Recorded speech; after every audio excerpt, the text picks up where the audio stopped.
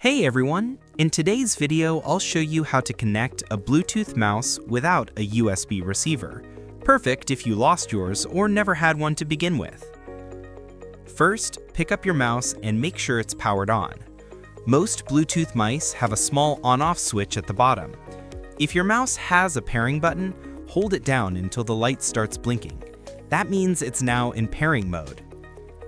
Next, on your Windows computer, go to the search bar and type Bluetooth. Click on Bluetooth and other devices settings. Now, make sure your Bluetooth is turned on. You can toggle it at the top. Then click Add Device and choose the Bluetooth option from the list. Wait a few seconds until your mouse appears in the list of available devices. Once it does, click on it to connect. If it asks for a pairing code, check your mouse's box or user manual. It's often printed there. And if you still can't find it, contact the brand's customer service for the code. Now, if your mouse doesn't appear at all, that likely means it's not a Bluetooth mouse.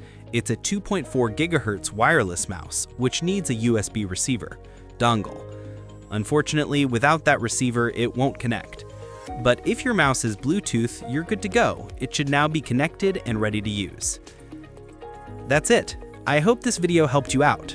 If it did, please subscribe to the channel, and I'll see you in the next one.